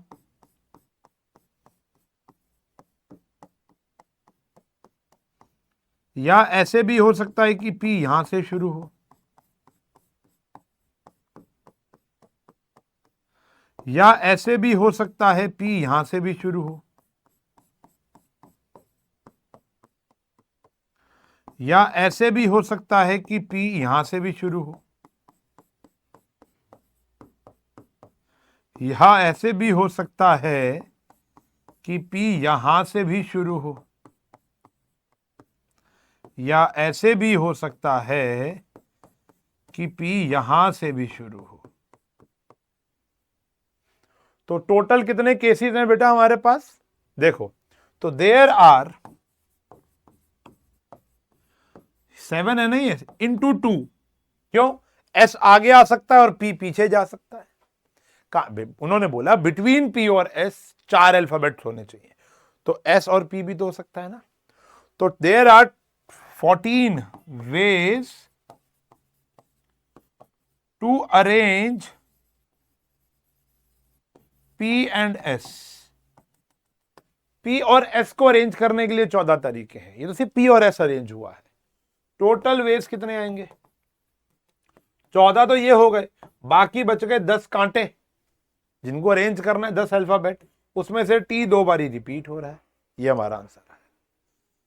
और ये ड्रॉ करके दिखाना पड़ेगा पेपर में, बिना ड्रॉ किए काम नहीं चलेगा बेटा। बड़ा इंपॉर्टेंट पार्ट है, थोड़ा ढंग से देखना बेटा। ये काफी इंपॉर्टेंट क्वेश्चनों में से एक होता है बेटा ये। Find the number of 8 letter arrangement. हाँ जी, all vowels occur together, all vowels do not occur together. हाँ जी, होमवर्क कर लेंगे डॉटर। टोटल वर्ड्स आएंगे 8 factorial. Vowels occur together, AUE अकर टुगेदर, DGHTR, 1 2 3 4 5, और ये कितना आ गया भैया 6, और आपस में ये भी अरेंजमेंट करेंगे ये। तो टोटल में से ये माइनस कर दूंगा तो डू नॉट अकर्स टुगेदर आ जाएगा। टोटल क्या है? 8 फैक्टोरियल। लो, मैंने यही कर दिया सॉल्व। ये देखो, ये ना केस स्टडी बनती है। बच्चों को लगता है कि यार ये तो बहुत आसान क्वेश्चन है, ये यहां क्यों कर रहा है। जितने भी करा रहा हूं बेटा, मुझे नहीं पता वो एग्जर्शन रीजनिंग में आएंगे, MCQ में आएंगे, या केस स्टडी आएंगे। और अगर मैं अभी अभी मैंने आपको वादा किया है कि हम ये सारे चैप्टर्स करने के बाद जब हम केस स्टडीज पे जाएंगे, तब आपको एक लेक्चर दूंगा केस स्टडी का, तब आपको एहसास होगा कि हाँ यार, जो हमने इन लेक्चर्स में पढ़ा वही सारा अप्लाई हो रहा है केस स्टडीज के अंदर, चाहे वो स्ट्रेट लाइन की हो, चाहे वो इस चैप्टर की हो। ठीक है ना। A committee of 7 are to be formed from 9 boys and 4 girls. कितने तरीके से कर सकते हैं? अगर एग्जैक्टली 3 गर्ल्स आएंगी तो भैया देखो, अगर सिर्फ 3 गर्ल्स ही चुननी है तो 4 में से 3 गर्ल्स चुन लो और 9 में से 4 बॉयज चुन लो। हो गया काम। 7 लोग ही तो चुनने हैं।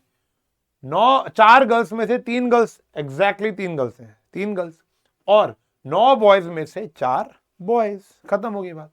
लेकिन आपको पता है इंपॉर्टेंट पार्ट तो सेकंड और थर्ड है। तो एट लीस्ट 3 गर्ल्स, ये वाला मैं करूंगा, ये वाला आप करोगे होमवर्क में, मैं वैसे बता दूंगा। एट लीस्ट 3 गर्ल्स का मतलब क्या है? इसमें 2 केस बनेंगे, या तो 3 गर्ल्स 4 बॉयज, या 4 गर्ल्स 3 बॉयज। 3 गर्ल्स 4 बॉयज या 4 गर्ल्स। देखो एटलीस्ट 3 गर्ल्स बोली है, मैक्सिमम 4 गर्ल्स से आगे तो जा ही नहीं सकता, मेरे पास है ही नहीं। 3 गर्ल्स, 4 में से 3 गर्ल्स, 9 में से 4 बॉयज, या 4 में से 4 गर्ल्स, 9 में से 3 बॉयज। सही है ना? 4 में से 3 गर्ल्स, 9 में से 4 बॉयज, या दिख रहा है तुम्हें, या छोटा था, या ये लो, या चारों की चारों गर्ल्स, 9 में से 3 बॉयज। अब एटमोस्ट 3 गर्ल्स का मतलब क्या होगा? हिंट दूं? हिंट, इसमें भी केसेस ही बनेंगे कि एक भी गर्ल नहीं, सातों के सातों बॉयज, एक गर्ल 6 बॉय, 2 गर्ल 5 बॉयज, या 3 गर्ल्स 4 बॉयज। एट मोस्ट का मतलब हो गया भैया ज्यादा से ज्यादा 3 लड़कियां। मिनिमम लड़कियां कितनी? 0। क्यों? We have enough boys to select 7। ठीक है ना। अब इसी में सेम क्वेश्चन आता है एक एग्जाम में, नंबर ऑफ क्वेश्चन सिलेक्ट करने वाला, group A group B, part 1 part 2 में से। तो वो भी एग्जाम हमारी एनसीईआरटी का मिसलेनियस का क्वेश्चन है, केस स्टडी बनती है उसके भी। देखो प्यारी सी केस स्टडी है, ठीक है ना। एक स्टोरी बनानी है बस, ऊपर ये केस स्टडी दे देनी है। ये हमारा एनसीईआरटी का एग्जाम्पल है। डिजिट वाले क्वेश्चन आप लोग कई बारी कर चुके हो, तो भैया एक क्वेश्चन तो मुझे होमवर्क में देने दो। अभी तक तो एक भी होमवर्क नहीं दिया, और ये हमारी एनसीईआरटी का एग्जाम्पल है, आप प्लीज करेंगे इसको, ठीक है। मुश्किल नहीं है, 6 डिजिट नंबर बनाना बस आपको। It is required to seat. अब ऐसे दो क्वेश्चन है, मैं तुम्हारे लिए एक होमवर्क लेकर आया हूं और एक मैं कराऊंगा। देखो, एक ये क्वेश्चन है, एक इसके बाद है। ये वाला एग्जाम्पल है और ये वाला क्वेश्चन है। देखो, मैं दोनों कराऊंगा, मतलब एक कराऊंगा, एक होमवर्क दूंगा, और ये दोनों बड़े इंपॉर्टेंट है, ध्यान रखना। It is required to seat 5 men and 4 women so that women occupy even places. Women occupy even places. तो देखो, women, women, women, women, यही तो होगा बेटा। Women occupy even places. 5 main है, 5 मेन के लिए जगह हो गई, 4 वुमेन के लिए जगह हो गई। तो मेन को बैठाने के कितने तरीके हैं? 5। वुमेन को बैठाने के कितने तरीके हैं? 4। हो गया सॉल्व। सर अगला भी आप ही करा दो। लो भाई, in how many ways 5 girls and 3 boys be seated in a row so that no 2 boys occurs together. तो पहले गर्ल्स को बैठाओ। गर्ल्स, गर्ल्स, गर्ल्स, कितनी गर्ल्स हैं? 5 गर्ल्स, गर्ल्स। ईएम कॉट वाला क्वेश्चन याद था? ईएम कॉट में भी तो यही था कि गर्ल्स को बैठाने के कितने तरीके हैं? 5 मान लो।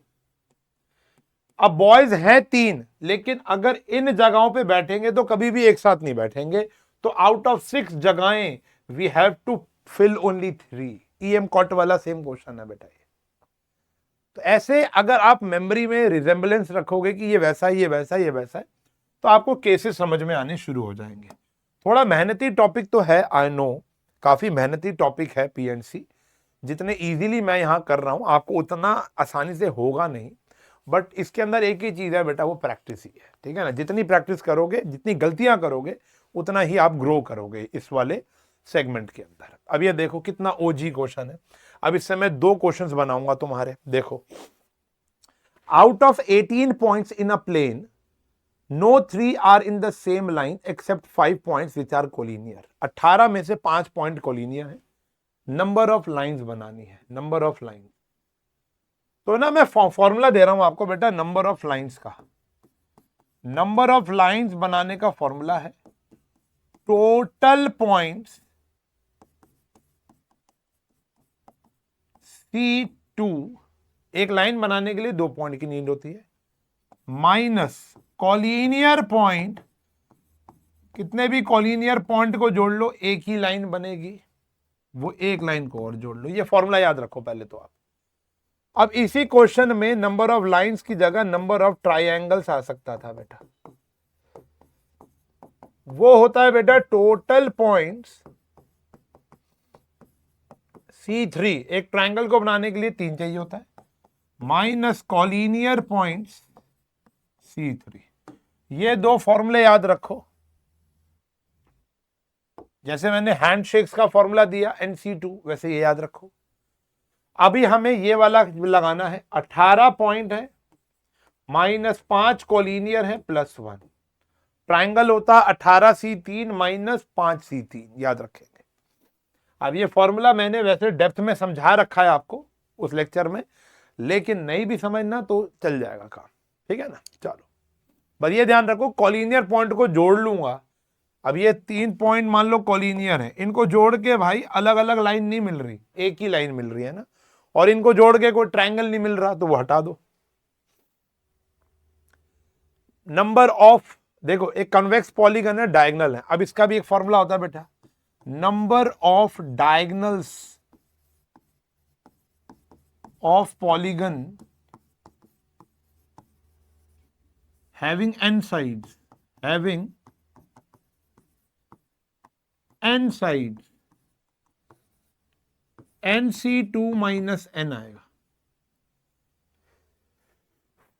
NC2 minus n। ये होता है नंबर ऑफ डायगोनल्स निकालने का फॉर्मूला। और अभी आपको क्वेश्चन में ये गिवन है 44 डायगोनल्स, n की वैल्यू निकालनी है। n factorial, 2 factorial, n minus 2 factorial, minus n 44, n n minus 1 2 से कट जाएगा, divide by 2 minus n 44, n factorial minus n minus 2n is equal to 88, n square minus 3n, ये आया बच्चों इधर ही आ गया माइनस 88। अब 88 के प्राइम फैक्टर ले लो, 11 और 80 आ गया, क्या इतने पापड़ छोड़ना है, मतलब यहां पर आ गया minus 11n plus 3n minus 88 equals to 0, sorry 8, ठीक है ना। तो एक फैक्टर आ गया हमारा n माइनस 11 और एक आ गया n प्लस 8, तो n आ गया 11 और एक आ गया माइनस 8, जो कि पॉसिबल नहीं है, साइड्स है। तो एक पॉलीगन की कितनी साइड्स होंगी बेटा, 11 साइड्स होंगी, तब डायगोनल कितने बनेंगे बेटा, 44, 44 डायगोनल्स बनेंगे। है बढ़िया क्वेश्चन, क्या नहीं बेटा। तो इन सारे फॉर्मूलोस को आपको अच्छे से याद रखना है बेटा। हाउ मेनी वेज, ये आप करोगे, मैं 3 तक गिनूंगा, चलो 3 तक नहीं, आप होल्ड कर लो, पॉज कर लो और आप करो ये क्वेश्चन, बहुत मजेदार है, बहुत बच्चों से होता नहीं है ये question. In how many ways can 5 letter be posted in 7 letter boxes available in a locality, 5 खत हैं और 7 बॉक्सेस हैं जहां पर हम पोस्ट कर सकते हैं, तो कितने तरीकों से हो पाएगा, नंबर ऑफ वेज बताओ। आराम से टाइम लो, पॉज कर लेना, मैं बताने लगा हूं। देखो पहले खत को डालने के लिए कितने ऑप्शन है तुम्हारे पास, 7 ऑप्शन। आप 5 खत लेके गए हो, 7 बॉक्सेस हैं, पहले खत को डालने कितने ऑप्शन है, 7। दूसरे खत को डालने के लिए भी कितने ऑप्शन है, 7। भाई वो तो कहीं भी डाल लो, पांचों के पांचों एक में डाल लो, दूसरे को भी 5 7, तीसरे को भी, चौथे को भी, पांचवे को भी, तो 7 की power 5 is the answer. 1 marker question आता है। मैं एमसीक्यू जान के लेकर नहीं आया ये क्वेश्चन, क्यों, क्योंकि देख के समझ में आया था कि यही आंसर है, लेकिन अगर ये 2 मार्क्स में आएगा तो बच्चा फंसेगा भाई साहब, बच्चा 100% फंसता है। ये क्वेश्चन भी बहुत प्यारा है, जैसे अभी कराया ना वैसे ही। 4 प्राइजेस हैं जो कि डिस्ट्रीब्यूट करना है 6 बच्चों में। In how many ways it can be done if no student get more than 1 prize, ठीक है ना। तो पहला प्राइज, दूसरा प्राइज, तीसरा प्राइज और चौथा प्राइज। पहला प्राइज को प्राप्त करने के लिए कितने बच्चे हो सकते हैं, 6। No student get more than 1 prize. दूसरा ऑब्वियसली बात है, एक को तो मिल गया तो 5 बच्चे, ये 4 बच्चे और ये 3 बच्चे। आ गया भैया जो भी आंसर आएगा, कोई रिस्ट्रिक्शन नहीं है। तो पहला प्राइज भी 6 बच्चों को जा सकता है, दूसरा प्राइज भी 6 बच्चों को जा सकता है, तीसरा प्राइज भी 6 बच्चों को जा सकता है और चौथा प्राइज भी 6 बच्चों को जा सकता है, जैसे अभी किया 6 की पावर 4। है ना प्यारा क्वेश्चन कि नहीं। ये वाला क्वेश्चन और ये वाला क्वेश्चन तो सेम पार्ट हो गया। Moving forward, next. भाई बहुत ही प्यारा क्वेश्चन है, बहुत ही ज्यादा प्यारा क्वेश्चन है। कह रहे there are 6 period in each working day, 6 period है एक वर्किंग डे पर। In how many ways can one arrange 5 subjects such that each subject is allowed at least एक पीरियड। अब ऐसा नहीं है कि सारे पीरियड मैथ्स वाले सर ले जाएंगे, मैथ्स वाली मैडम ले जाएगी, ठीक है ना। तो देखो ये पहला पीरियड है, ये दूसरा पीरियड है, ये तीसरा है, ये चौथा है, ये पांचवा है, छठा है, सब्जेक्ट 5 है, सब्जेक्ट 5 है। चलो अगर मैं यहां से शुरू करूं तो 5, इसको भरने के कितने तरीके हैं, 5, इसको 4, इसको 3, इसको 2, इसको 1, सबको एक एक सब्जेक्ट तो मिल गया। Math, science, English, SST, Hindi मान लो, ठीक है ना, या Hindi, SST, math, science, English. तो पहले वाले पीरियड को भरने के 5 तरीके थे मैडम के पास, फिर 4, फिर 3, फिर 2, फिर 1। अब लास्ट पीरियड बच गया, इसको भरने के कितने तरीके हैं, ये देखो। अब ये तो आ गया 5 फैक्टोरियल, ये तो आ गया 5 फैक्टोरियल। अब कहानी एक ये भी है, अब इसको इनटू में 5 करता हूं तो मेरा आंसर गलत आता है। वो कैसे गलत आता है मैं आपको बताता हूं। देखो अगर मैं बोलूं, इसको दोबारा बनाते हैं,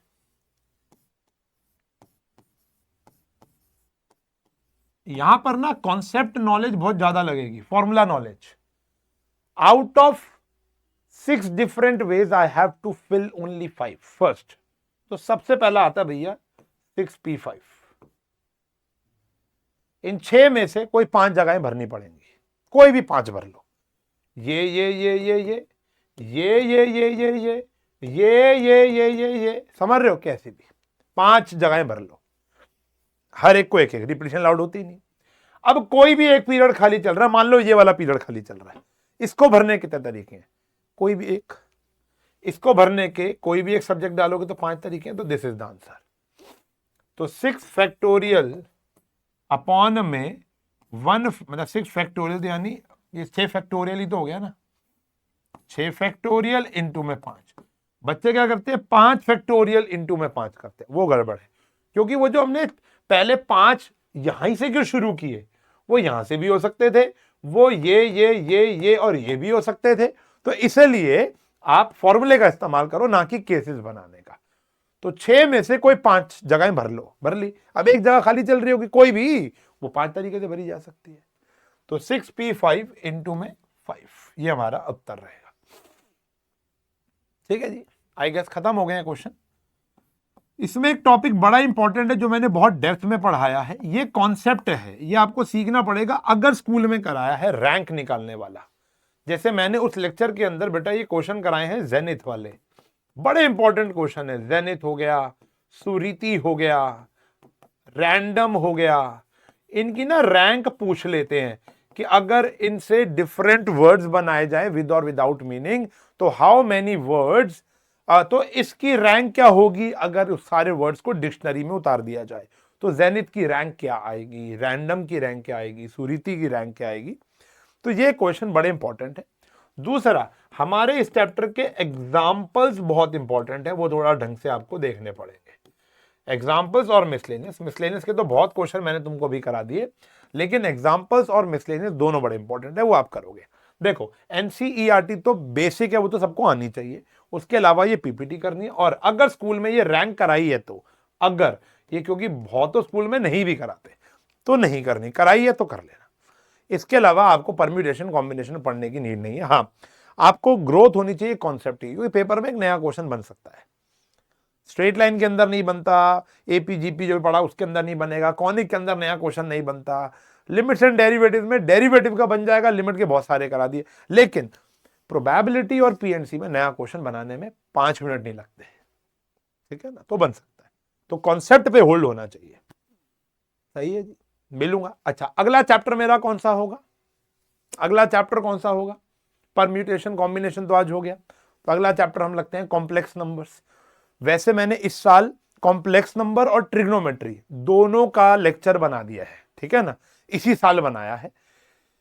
स्टार्टिंग के अंदर, अभी बीच में जुलाई के आसपास ही मैंने पोस्ट किया था। सारे इंपॉर्टेंट क्वेश्चन ऑफ ट्रिग्नोमेट्री के भी डाले थे, और परम्यूटेशन कॉम्बिनेशन, सॉरी वो कॉम्प्लेक्स नंबर्स का तो वन शॉट के अंदर इंक्लूडेड थे।